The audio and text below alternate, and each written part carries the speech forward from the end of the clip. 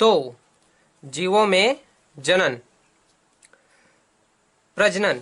प्रजनन क्या होता है? प्रजनन मतलब अपने समान जीवों की उत्पत्ति करना। प्रजनन मतलब अपने समान जीवों की उत्पत्ति करना। प्रजनन के 3 प्रकार होते हैं। पहला अलैंगिक प्रजनन, दूसरा लैंगिक प्रजनन और तीसरा वर्धी प्रजनन, asexual, sexual and vegetative reproduction जिसे कहते हैं। तो इसमें हम लोगों को आज अलैंगिक प्रजनन के बारे में पढ़ना है। अलैंगिक प्रजनन, अलैंगिक प्रजनन या अलैंगिक जनन होता क्या है? जनन की वह विधि, जनन की वह विधि जिसमें केवल समसूत्री कोशिका विभाजन पाया जाता है, अर्धसूत्री कोशिका विभाजन नहीं पाया जाता। इसमें नए जीव बिना निषेचन के ही बन जाते हैं। अलैंगिक प्रजनन द्वारा उत्पन्न संतति को क्लोन या रैमेट कहा जाता है। याद रखने वाली बात है, इसमें केवल माइटोटिक डिवीजन पाया जाएगा, मियोसिस नहीं पाया जाता है। यानी कि केवल अर्धसूत्री समसूत्री विभाजन पाया जाता है, अर्धसूत्री विभाजन नहीं पाया जाता। तो अलैंगिक जनन के एग्जाम्पल कौन कौन से हैं? अलैंगिक जनन शैवाल, कवक, ब्रायोफाइट्स तथा टेरिडोफाइट में पाया जाता है। अलैंगिक जनन के लाभ एवं हानि। अलैंगिक जनन से कौन से लाभ होते हैं और कौन से हानि होते हैं?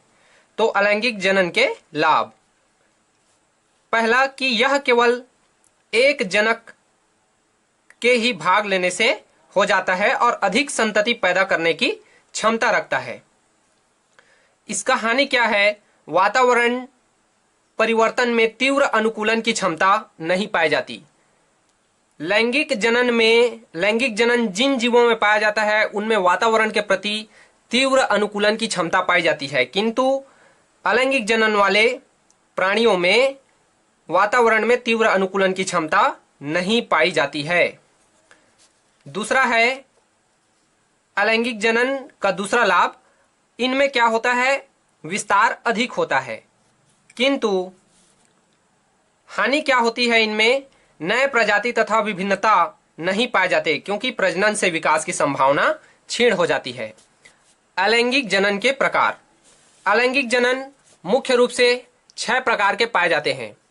पहला है विखंडन, और दूसरा है मुकुलन, तीसरा प्लाज्मोटोमी, चौथा गेम्यूल और 5वां पुनरुद्भवन तथा 6वां है बीजाणु निर्माण द्वारा।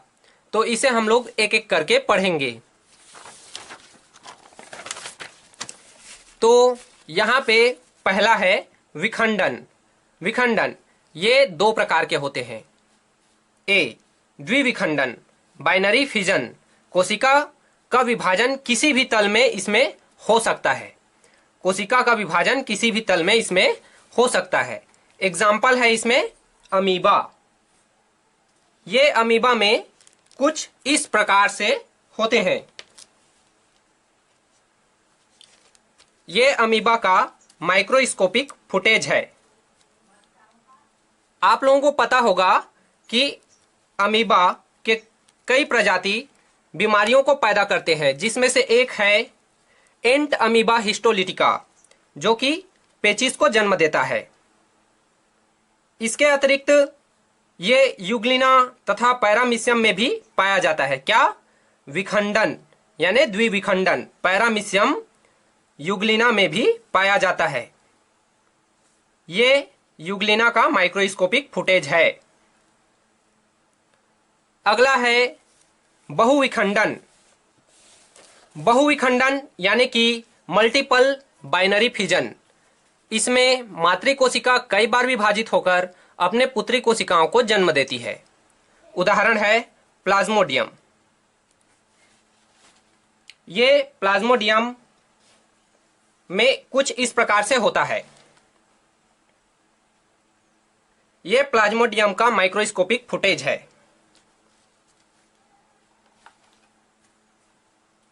अगला है मुकुलन। ये कुछ स्पंजों जैसे साइकॉन, कुछ सिलेंट्रेट्स जैसे कि हाइड्रा, कुछ एनिलिड्स जैसे कि साइलिस, कुछ ट्यूनिकेट्स जैसे कि बाट्रिलस में पाया जाता है।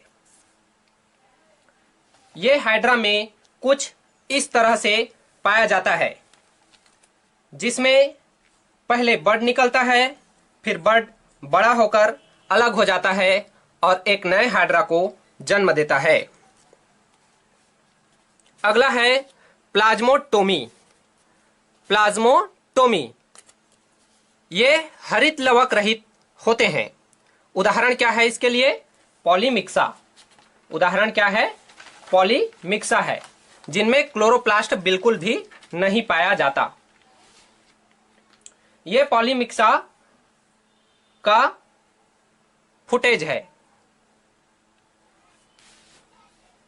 पॉलीमिक्सा में प्रजनन एक कोशिकीय समान पोषण करने वाले हरित लवक विहीन जंतुओं में पाया जाता है। इन्हें पहले प्रोटोजोआ में रखते थे, लेकिन अब इन्हें अलग अलग जगत में रखा जाता है। बहुकेंद्रकीय जीवों में पाया जाने वाला यह प्राणी सबसे पहले विभाजित होकर दो भागों में बढ़ जाता है तथा बाद में इसका केंद्रक विभाजित होकर पहले जैसी आकृति प्राप्त कर लेता है। एग्जाम्पल आप लोगों ने देखा, पॉलीमिक्सा। अगला है गेम्यूल निर्माण। यह एक विशेष प्रकार की गोलाकार कोशिकाओं के समूह द्वारा होता है। उदाहरण है स्पॉन्जिला। उदाहरण क्या है? स्पॉन्जिला। यह स्पॉन्जिला का वास्तविक समुद्री इमेज है। जब किन्हीं कारणों से जनक की मृत्यु हो जाती है, तब ये रचनाएं अनुकूल परिस्थिति के आने पर विकसित होकर नया जंतु बना लेती हैं। गेम्यूल के चारों तरफ एक कंटीला तथा स्टेटोब्लास्ट के चारों तरफ एक चिकना काइनेट से सुरक्षात्मक आवरण पाया जाता है। अगला है पुनरुद्भवन। यह छिपकली तथा प्लेनेरिया जैसे जीवों में पाया जाता है।